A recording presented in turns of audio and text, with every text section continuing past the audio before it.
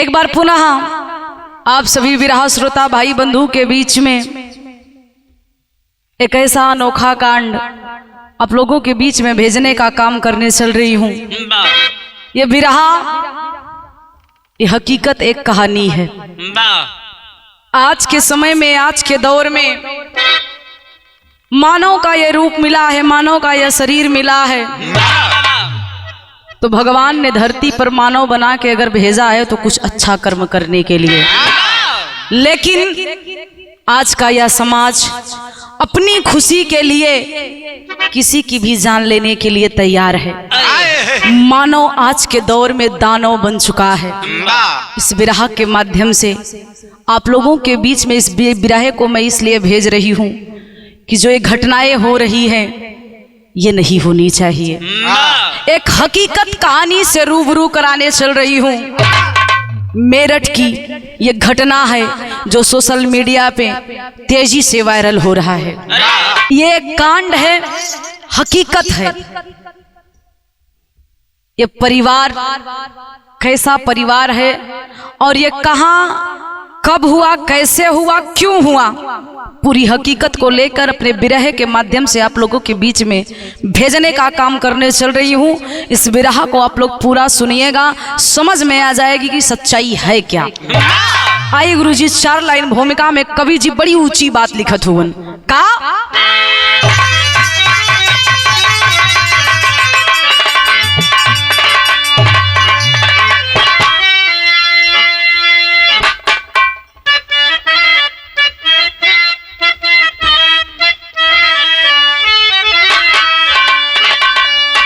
कि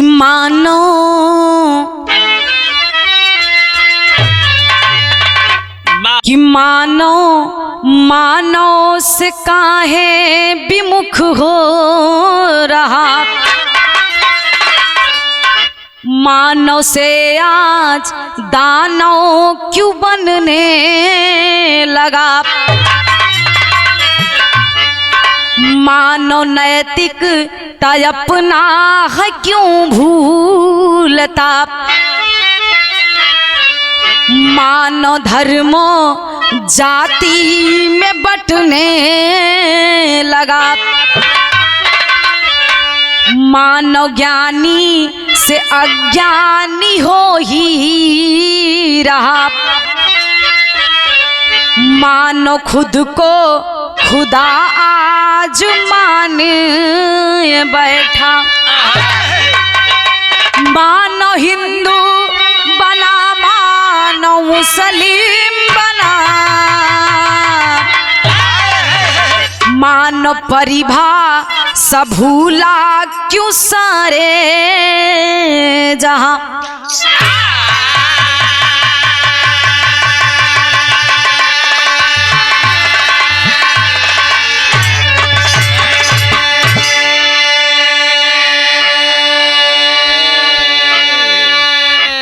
इस धरती पे भगवान ने इंसान का रूप दिया है। ना कोई जाति है, ना कोई धर्म है। मानव का कोई जाति हो तो केवल मानव है। लेकिन धरती पे आने के बाद इंसानों ने अपना बंटवारा कर लिया। धर्म में, जाति में कोई हिंदू बन गया, कोई मुसलमान बन गया, कोई सिख बन गया, कोई ईसाई बन गया। नहीं होना चाहिए। आज इसी की देन है कि आए दिन घटनाएं हो रही हैं। लेकिन हमारे कवि जी पूरे विरह के देखते हुए बड़ी सुंदर गजल लिखत हुआ। कैसे भैया? बहुत अच्छे।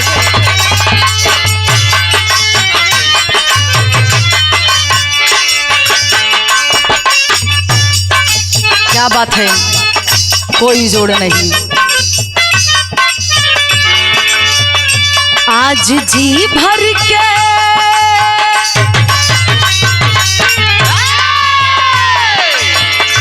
आज जी भर के मुझको सता ले, कल मैं तेरा शहर छोड़ दूंगा, मैं तेरा छोड़ दूंगा।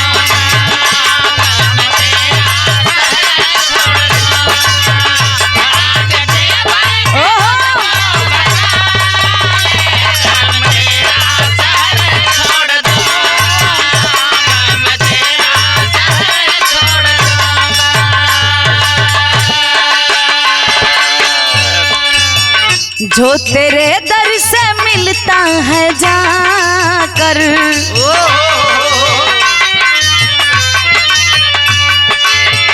जो तेरे दर से मिलता है जाकर, वो गली में शहर छोड़ दूंगा, वो गली में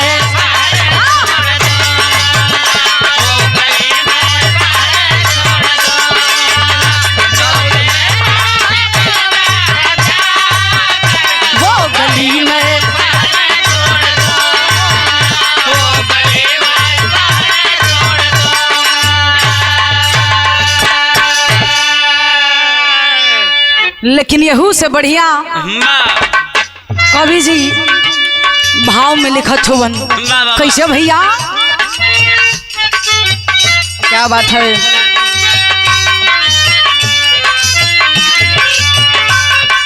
कैसे चहके चिड़ैया विपिन में, कैसे चहके चिड़ैया विपिन में, बाज मगरा रखा है गगन में, बाज मगरा रहा है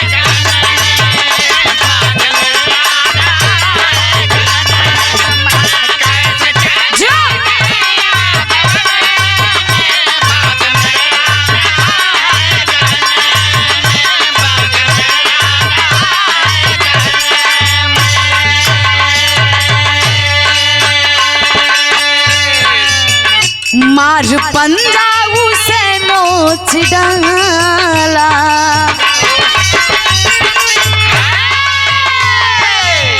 मार पंजा उसे नोच डाला, मातम छाया किसी के गगन में, मातम छाया किसी के आंगन में।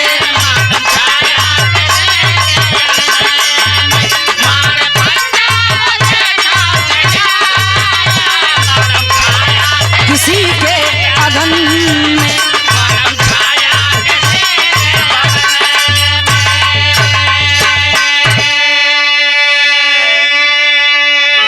कैसे चहके चिड़ैया विपिन में, बाज मडरा रहा है गगन में।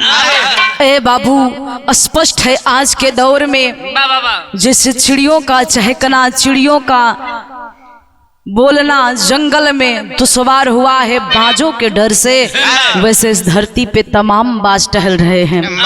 इंसान खासकर नारी आजकल अपने आप को सुरक्षा नहीं दे पा रही है, क्योंकि ये जो धरती पे बाज टहल रहे हैं मानव के रूप में, ये जीना दुश्वार कर दिए हैं।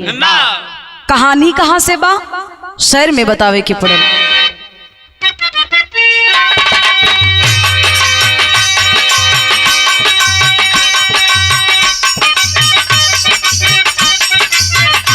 ओहो,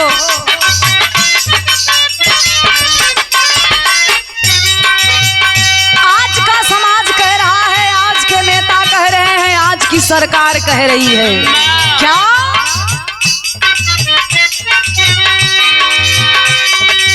कि बचाओ बेटी,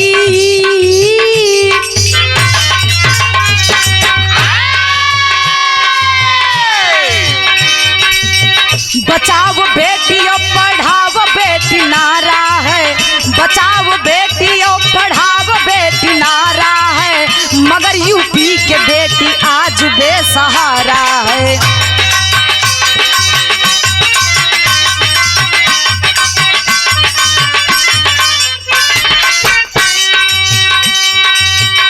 दरिंदे घूम रहे, दरिंदे घूम रहे आज अपनी मस्ती में, प्रशासन सो रहा है कौन मर्डर गश्ती में।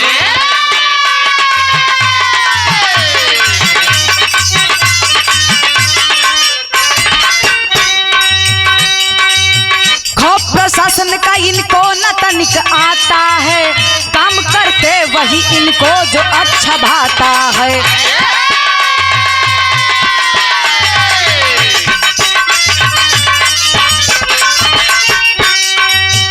जिला मेरठ मेरठ में सरधना जहाँ थाना है, जिला मेरठ में सरधना जहाँ थाना है, कपसाड़ गांव एक सटा हुआ माना है।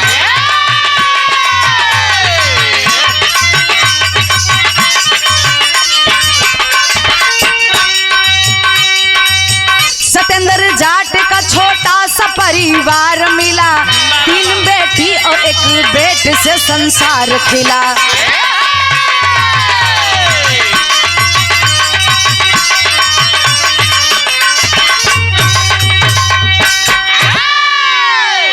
आज की आवाम, आज की सरकार, आज के नेता एक बात हमेशा कहते हैं हर मंचों पे, बेटी पढ़ाओ बेटी बचाओ, ये नारा हर मंचों पे आज के नेता, आज की सरकार कह रही है। लेकिन कहाँ बेटी सुरक्षा में है, कहाँ बेटी पढ़ाई जा रही है। जिस परिवार से छूट मिलता है, आए दिन घटना मिल जाती है कि फलाना फलाना के यहाँ उनकी बेटी गई, उसके साथ गलत हो गया।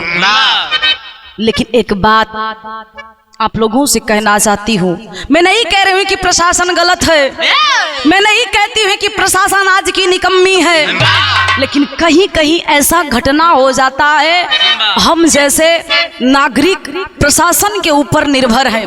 प्रशासन की क्यों ही देवी देवता अपना मंदिर मानते हैं, लेकिन कहीं कहीं सुनने को मिल रहा है प्रशासन मेहनत कर रही है, लेकिन जब मामला नहीं सुलझता, दोषी नहीं पकड़े जाते, तब हमें दुख होता है कि जिसे हम पूजते हैं आज वही मेरा साथ नहीं दिया, वही दोषियों को नहीं पकड़ा। लेकिन कहानी मेरठ के है। मेरठ के अंदर एक थाना बताया जाता है, जिस थाने का नाम है सरधना। सरधना थाने के अंतर्गत एक छोटा सा गांव, जिस गांव का नाम बताया जाता है कपसाड़। कपसाड़ गांव में रहने वाला एक छोटा सा परिवार, उस परिवार के मुखिया का नाम सतेंद्र जाट बताया जाता है। सतेंद्र की पत्नी सुनीता, 3 बेटा और 1 बेटी। बड़ बेटवा के बियाह हो गई है भैया, गांव से बहरा अपन घर बना के रहता।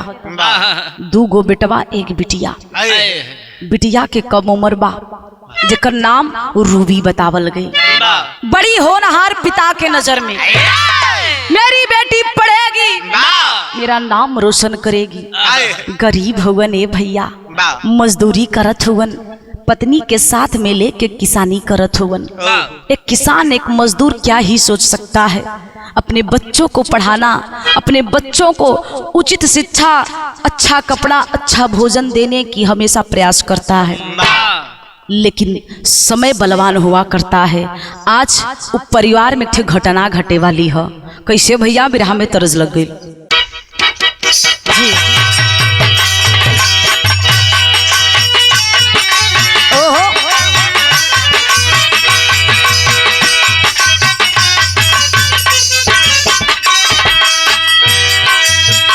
आजकल मार्केट में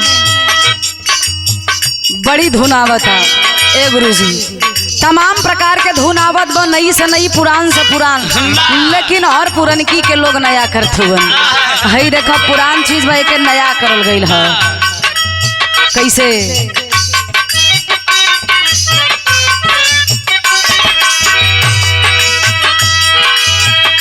अपना अखिया में कजरा लगा के,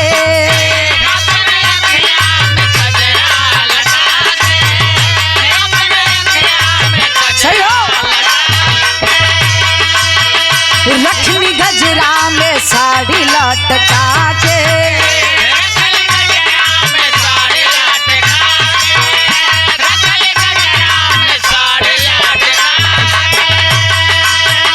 अपना अखिया में गजरा लगा के, लक्ष्मी गजरा में साड़ी लटका के, गए दुल्हन हमर पाउडर की रिंग लगे हो जाता दी,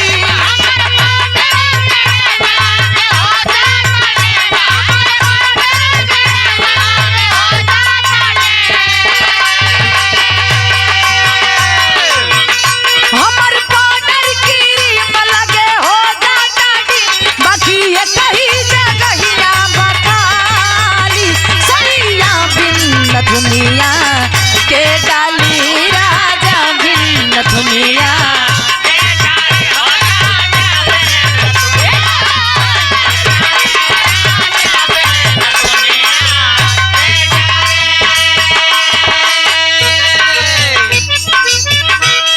उत्तर प्रदेश में ही नहीं बल्कि पूरे देश में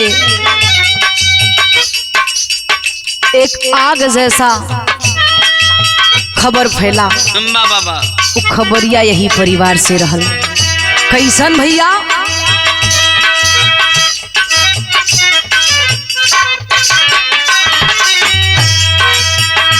आग यूपी में छहुओरी लागा,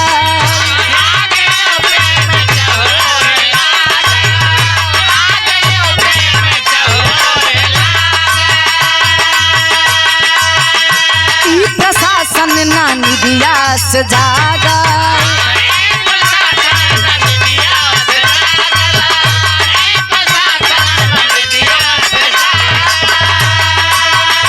आग यूपी में छहुओरी लागल, ई प्रशासन ना निदिया से जागल।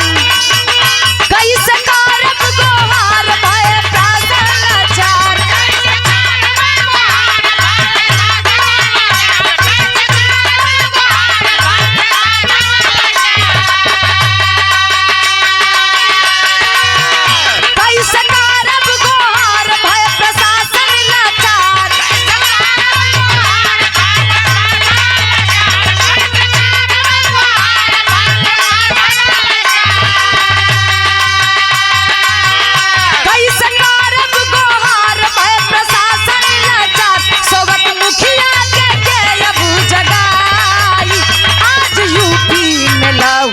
नहाई आज यूपी लहू में नहाई।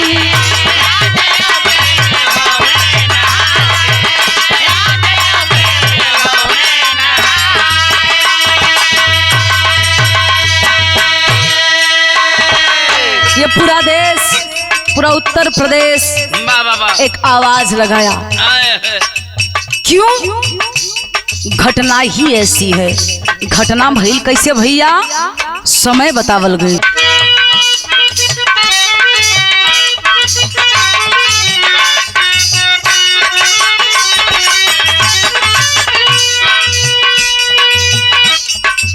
आठ बजे सुबह रहल समैया, रूबी के साथ सुनीता गैया।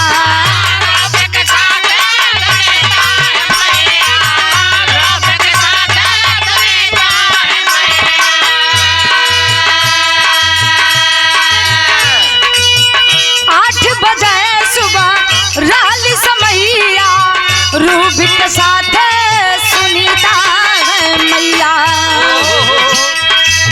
सवेरे 8 बजे के बा कहानी।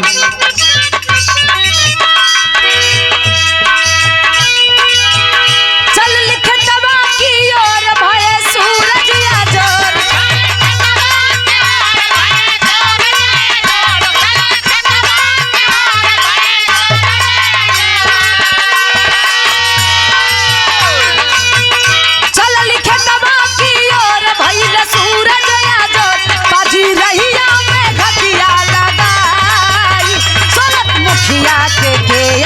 जगाई।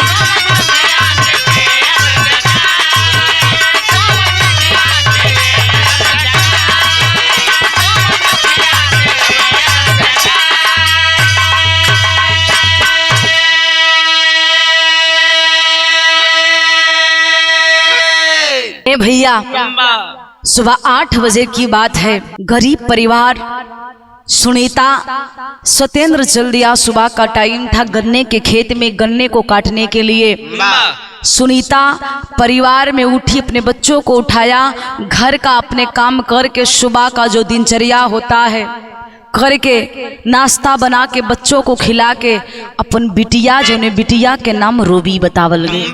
रूबी बिटिया के लेके बाबूजी गन्ना की खेत की तरफ चलल बा। सवेरे के 8 बजे था, लेकिन ए भैया मुदैया घात लगा के बैठल हवन। इ पापी तलाश में हवन कि कब रूबी आ जाए और रूबी ओकर मातारी के साथे हम जवन चाहत बनी कर सकी। ये पापी करते क्या है भैया, वही जंगल में गन्ना के जोन खेत के रास्ता रहल, वही एक बीच में जंगल पड़त रहे, वही जंगलवा में घात लगा के पपिया बैठल बा। देखले बा रूबी और सुनीता के माई के साथ में रूबी बिटिया आवता, त ई पापी कैलन का भैया, विरह में भाव बदल गए।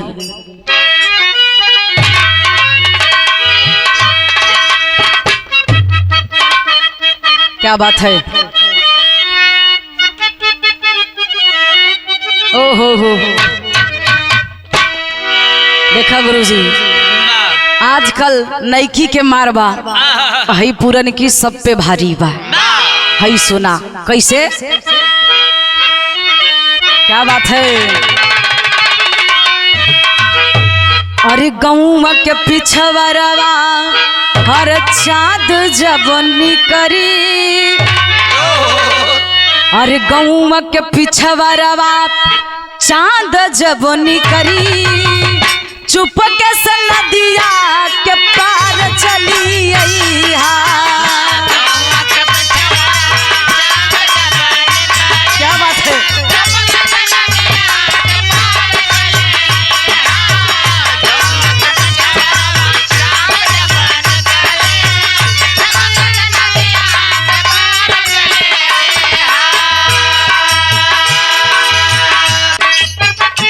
क्या बात है,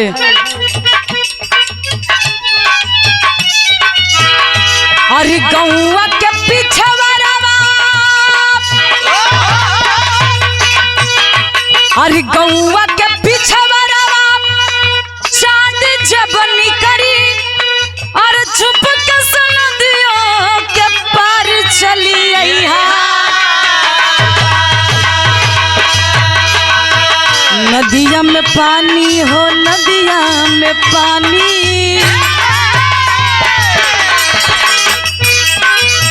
नदिया में पानी भरल जब होई, नैया पे होई के सवार चली अइहा।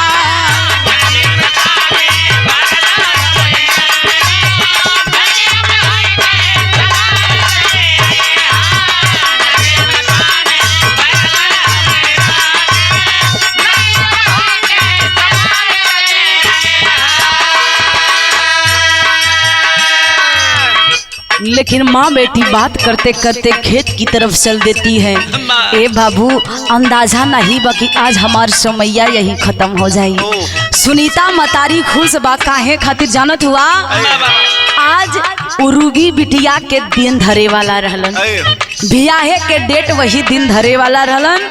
मतारी खुश बा कि जल्दी से जाके गन्ना उन्ना छील के लेके गन्नवा ला के घर धर दे, और लोग जइहा आज दिन तारीख हमार बिटिया के लगन धरा जाई। माई खुश बा। ए भैया बतियावत की चलत हुवन, लेकिन ये पापी करत का हुवन भैया,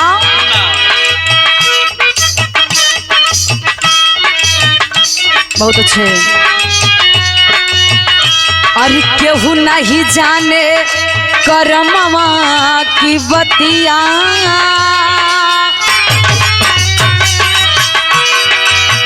केहू नहीं जाने करमवा की बतिया, घटिया करेला हो घाट रहिया में।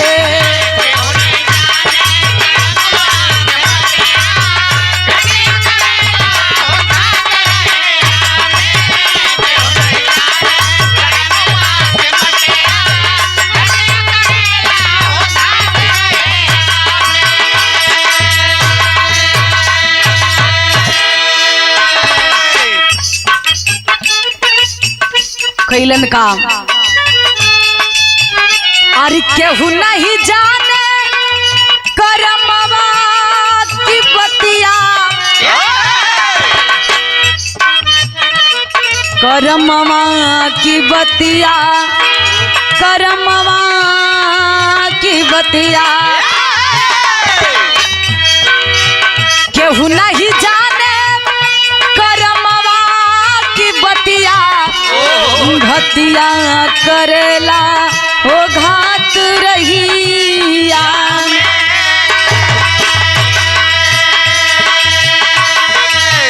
माइयो बिटिया हो बिटिया हो बिटिया,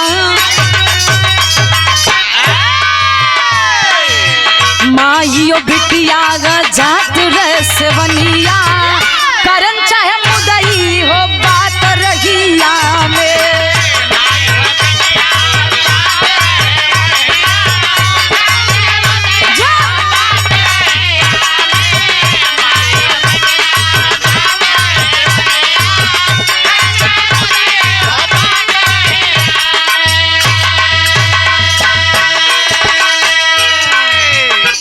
माई बिटिया जात रही लेकिन पापी रहल के नाम बतावे के पड़ल।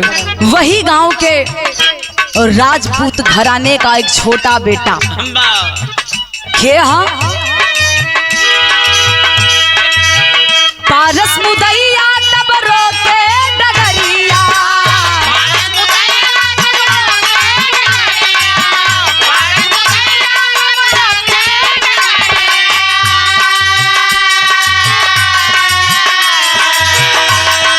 पहली विरोध तब सुनीता मतरिया।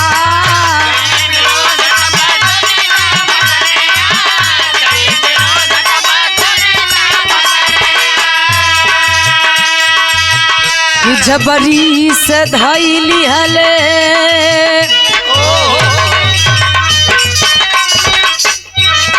जबरी से धैली हले रूबी के कलैया केहू नहीं सुनत गोहार रहिया में।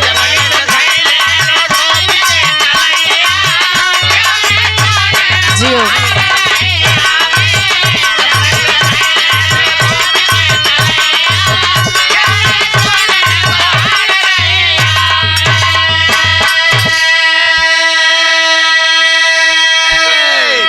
ए भैया सुनने को मिला कि जब माँ बेटी खेत की तरफ जा रही थी ये पारस राजपूत आकर के जंगल के रास्ते में खड़ा होता है, देखता है, जाके रूबी की कलाई पकड़ लेता है। और जब रूबी के कलैया धैलस पापी मतारी कैसो भी मतारी हो ये भैया बिटिया के अगर केहू आँख उठा के देख ले तो माई ओके मौत के घाट उतार दे। लेकिन लाचार बेबस व सुनीता आवाज लगाती है तेरे इस पापी हत्यारों को रोक लो।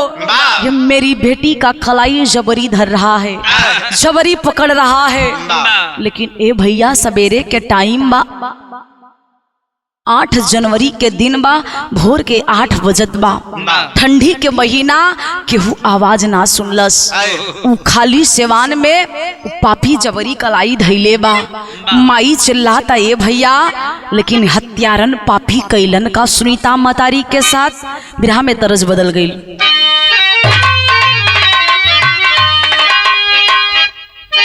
क्या बात है। अरे रात सुतले सजरिया, अरे रात सुतले सजरिया पे छोड़ गई लखो। रात सुतले सजरिया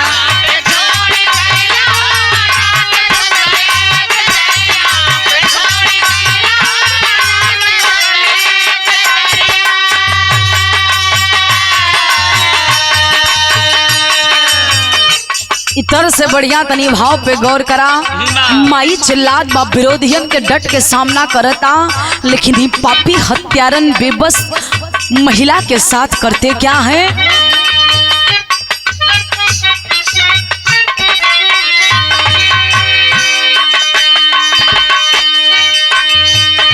कई सुनीता मतरिया विरोध तबाही, कई सुनीता मतरिया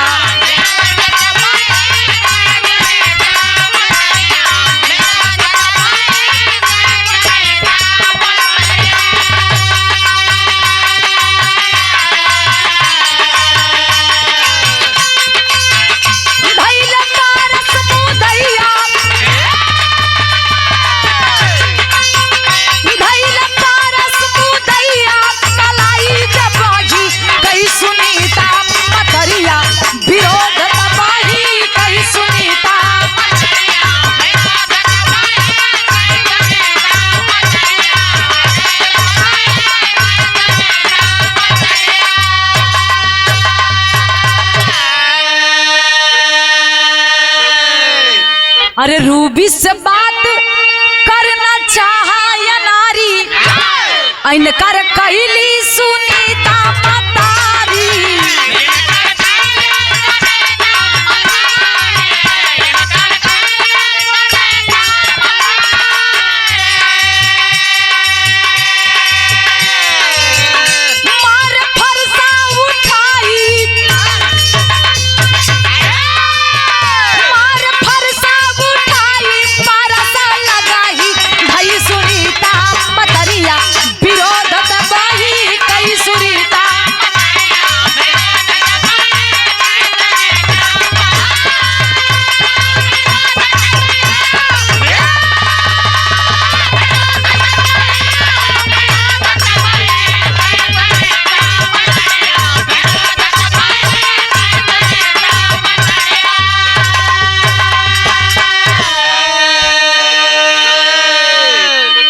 सोचिए उसी गांव का लड़का है लेकिन फिर भी वो अपनी इज्जत अपनी समझ रहा है लेकिन पराये की इज्जत को नहीं समझ रहा।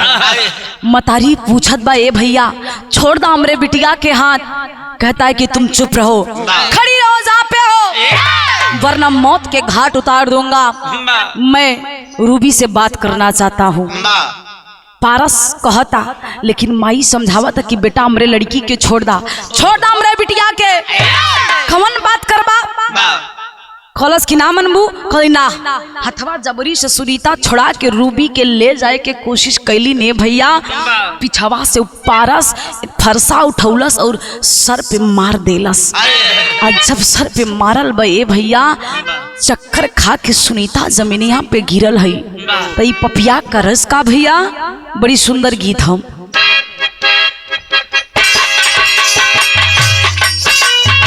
जियो जियो ओहो बाबा।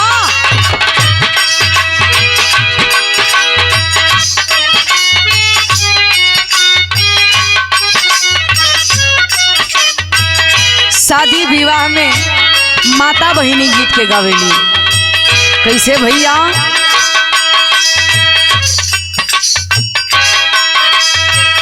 माई कहली बेटी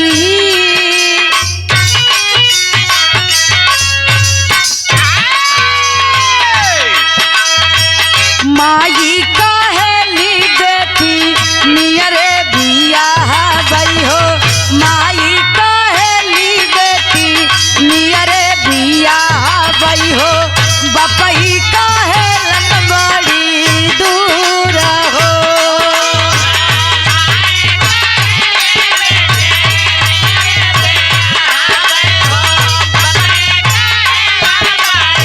क्या बात है।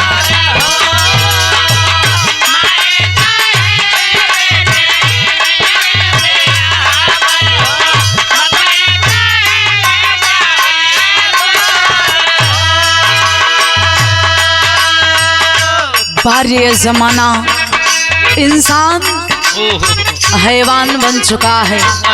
सोचिए अगर एक अंगुली में थोड़ा सा चोट लगता है कितना दर्द होता है।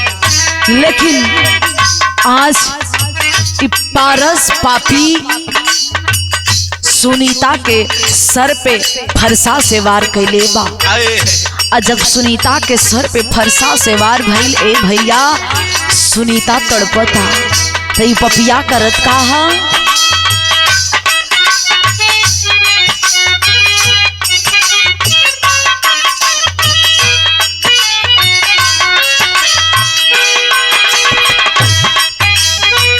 फरसा उठाई मारे पपिया या नारिया हो।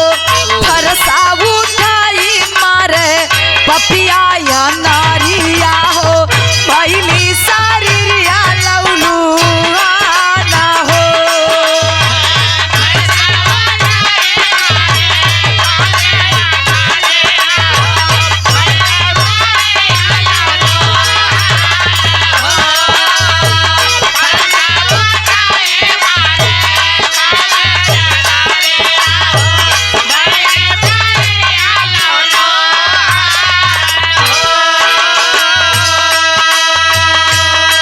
जमीन पे गिर के बाबूजी सुनीता तड़प रही है, रो रही है। देखती है मेरी बेटी का हाथ इस हत्यारे के हाथ में है। सोचिए लहू लोहा में पूरा शरीर है, लेकिन अपने बेटी की तरफ देख रही है।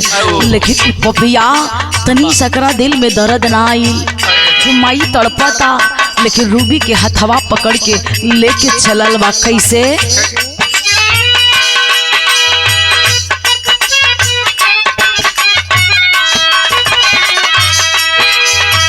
रूबी के लाई के फरार होई गईले हो, रूबी के लाई के फरार होई गईले हो। बुझे दरदिया बेईमान हो,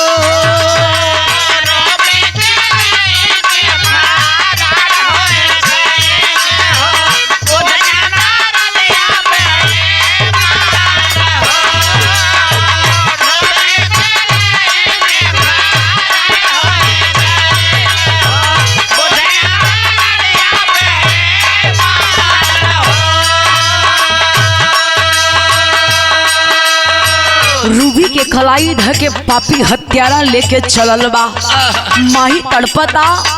कुछ समय के बाद बाबूजी की जमीन पर बेहोश हो जाती है। गांव की कुछ महिलाएं उसी गन्ने के खेत की तरफ जा रही थी। नजर पड़ी, चिल्लाकर शोर करते हुए उस गन्ने के खेत में जाके सभी को बताने लगी। कैसे भैया?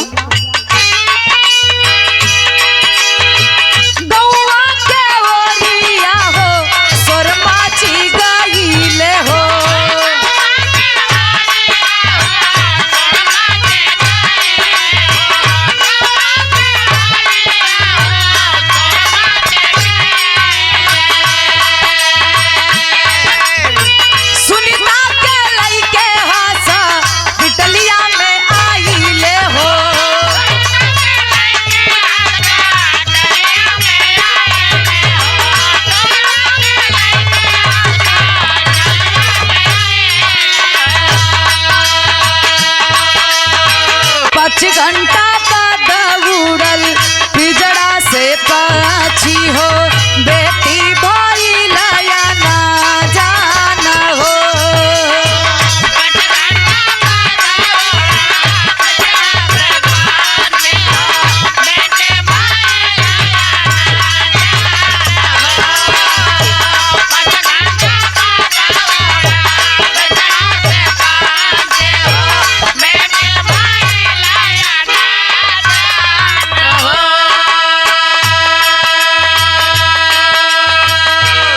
भैया आज बेहोश भइल है जमीन पे। गांव के कुछ महिला देख के पूरे गांव में शोर कैली। लोग जुटल हवन, दिखत हवन धरती पे पूरा खून ही खून एकदम फैलल है।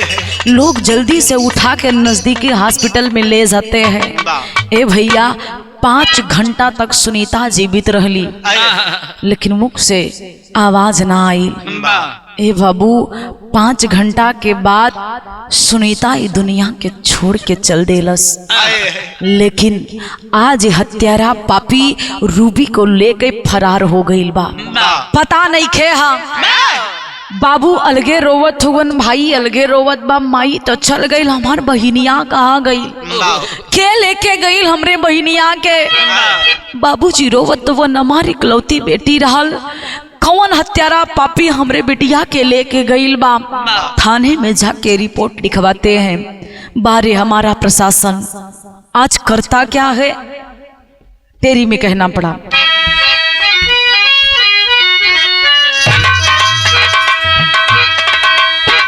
कि फुलवारी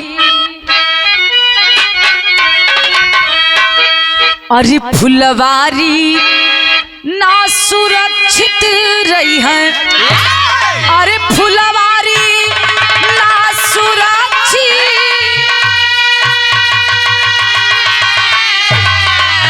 हो फुलवारी ना सुरक्षित रही है।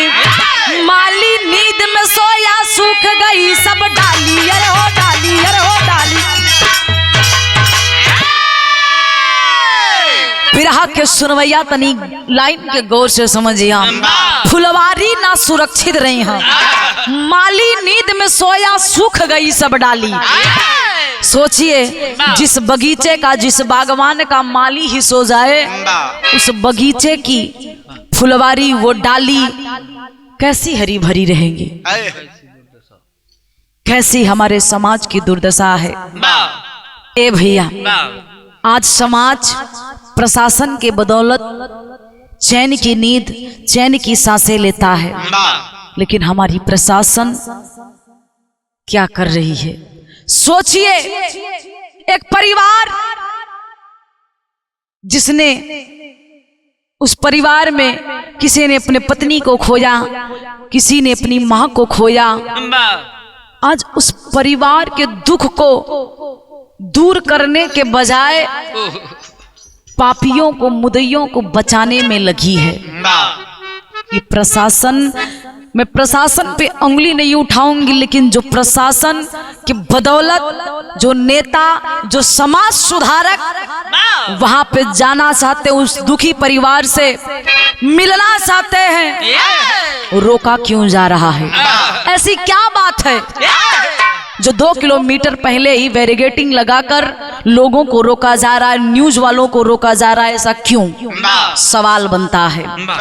लेकिन पापट में कवि जी के बतावे की पड़ल का।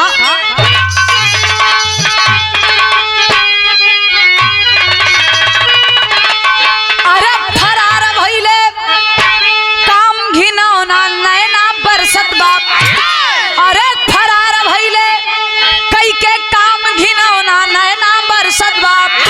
आवे नाही दिलवा में चयनवा नैना बरसत बाप।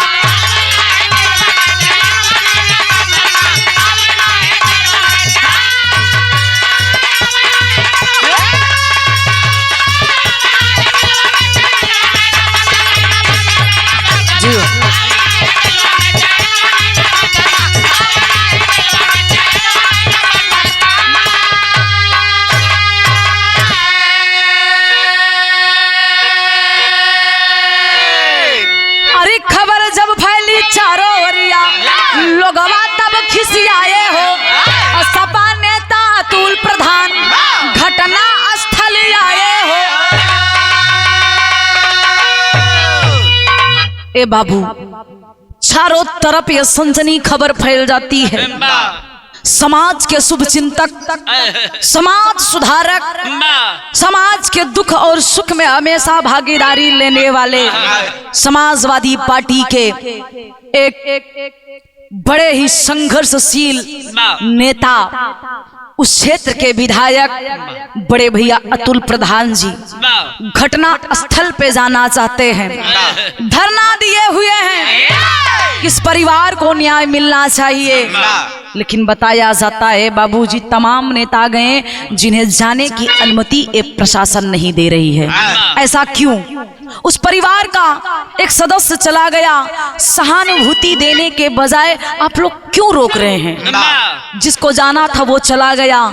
जो है जिसने ये किया है उसके साथ वो मुजरिम है तो उसे सजा मिलनी चाहिए। उस परिवार को सहानुभूति मिलनी चाहिए। क्यों रोक रहे हैं आप लोग? आप प्रशासन हैं, आपका काम करना है न्याय, आप न्याय कीजिए, किसी को रोकिए मत। इस सवाल मैं नहीं, पूरी जनता, पूरा प्रदेश कर रहा है। लेकिन ए भैया, आज खोजत हुवन परिवार के रूबी के बतावल गई 30 घंटा, घड़ी के हिसाब से 30 घंटा सुनीता के शरीर के यानी लाश के परिवार के लोग उठावे ना देलन। काहे खातिर? कि हमार बहन, हमार बिटिया जब तक ना मिली, वो हत्यारा के सजा ना होई, तब तक अपने मतारी के, अपने पत्नी के लाश हम जलावे नहीं दे। ए बाबू, लेकिन बारे हमारे समाज के मुखिया, बारे हमारा सरकार, हमारे नेता कर क्या रहे हैं? कवि जी के आल्हा में लिखे के पड़ल।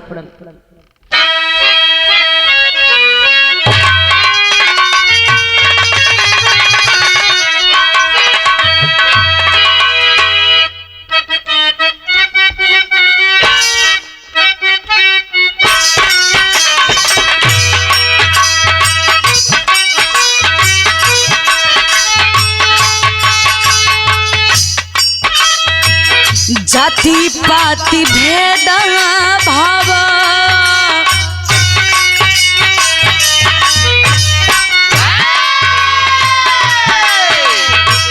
जाति पात भेद भाव मानव जब करी है भैया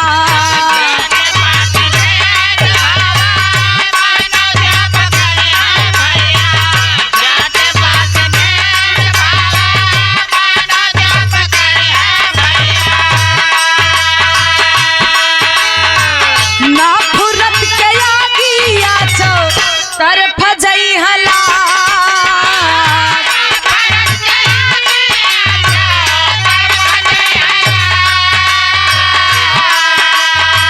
रूबी गलई के फरार भय मुदैया पंचो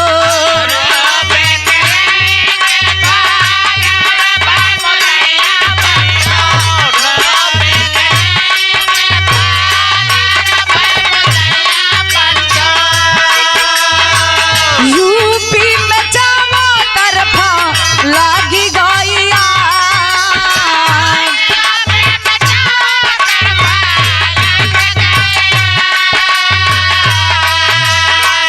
नेता के जमावा डाला गाल का पसड़ा गौआ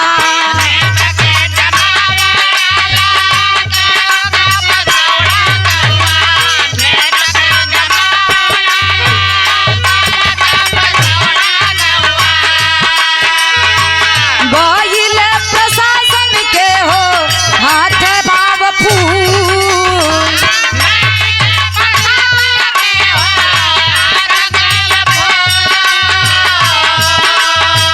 30 घंटा बाद जलल सुनीता के लसिया भैया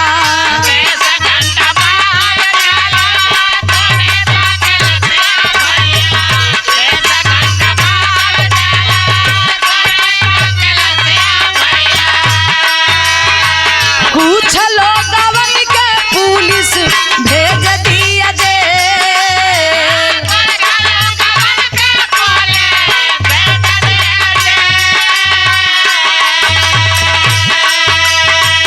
पारस रूबी खोजला सिपहिया भैया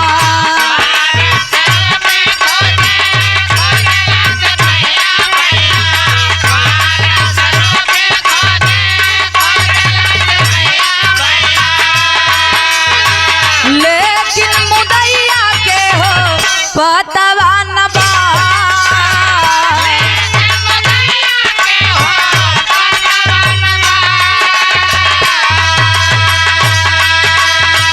चंद्रशेखर रावण भइले कई के बालवनवा बाबू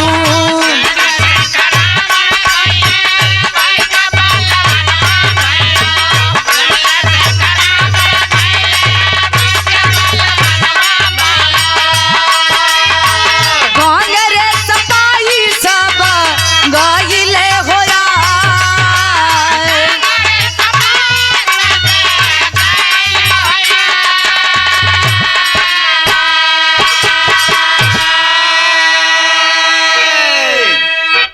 घंटे तक सुनीता की लाश उनके घर पे रखी गई, लेकिन बाद में ये पुलिस ये प्रशासन धमका के ये लिखवा के कि आपकी पत्नी आपकी माँ जो इस दुनिया में नहीं है उनकी अंतिम संस्कार आप लोग कर दीजिए। वादा करते हैं वो दोषी जो है उसे जेल की सजा होगी, फांसी की सजा होगी, लेकिन आप लोगों से निवेदन है कि इन्हें अंतिम संस्कार करने दीजिए।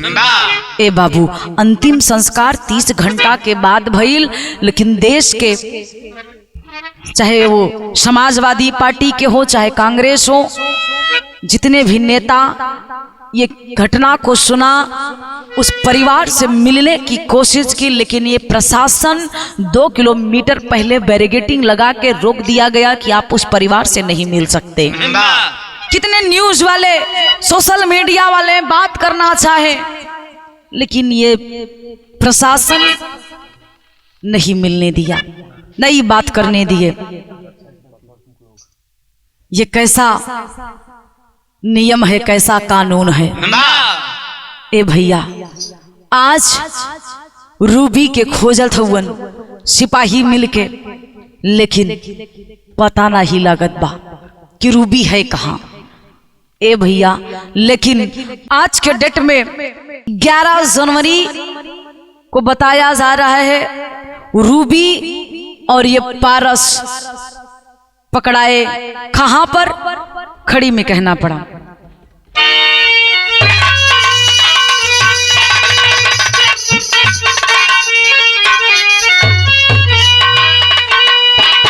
अरे खूनी खेल ये हमारी नहीं बल्कि पूरे देश की आवाज है। कब ये तांडव कम होगा, ये कब ये खूनी खेल खत्म होगा। हम कहते हैं कि हम आजाद भारत के आजाद नागरिक हैं, कहाँ पर हैं? ना हमारी माँ सुरक्षित है, ना हमारी बहनें सुरक्षित हैं, ना हम सुरक्षित हैं। जो ऊंचे दबदबे लोग हैं या ऊंची जाति के लोग हैं हमेशा दबाने का प्रयास कर रहे हैं छोटी जातियों को। क्यों ऐसा हो रहा है? आजाद हैं, अपनी मर्जी से हम जी सकते हैं। एक सवाल है मेरा, क्या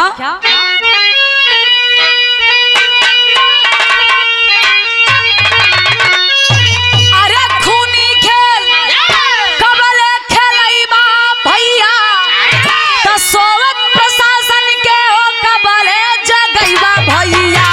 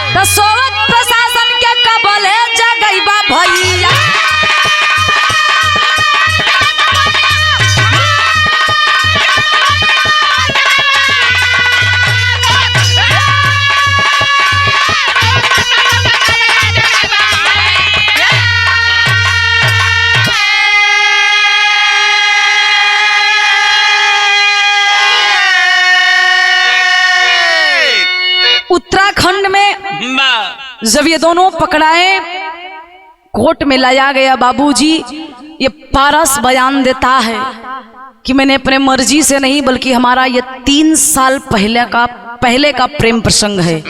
मैं रूबी से 3 साल पहले स्कूल से ही प्यार करता था, लेकिन गांव वालों ने, इनके परिवार ने इस प्यार की मंजूरी नहीं दी, इसलिए मुझे मजबूरन ये काम करना पड़ा।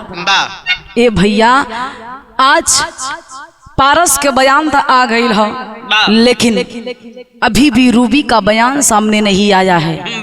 आखिरकार ये सच्चाई क्या है?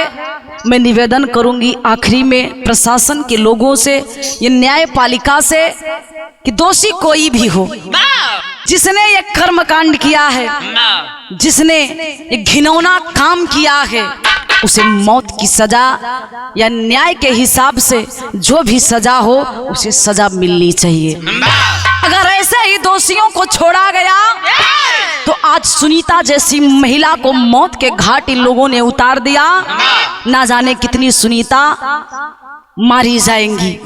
निवेदन है ऐसे पापियों को, ऐसे दोषियों को सजा होनी चाहिए।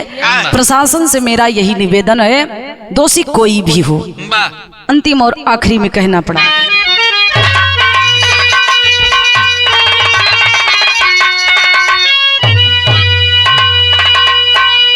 गुरु बिहारी गुरु गणेश रो पड़े महात्मा गांधी,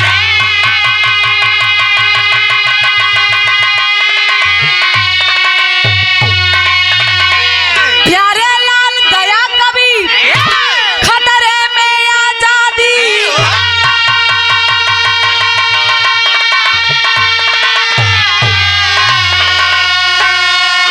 अरे फुलवारी ना सुरक्षित रही है तो ज्योति ओम प्रकाश के रक्षक है मातारी, फुलवारी ना सुरक्षित रही है।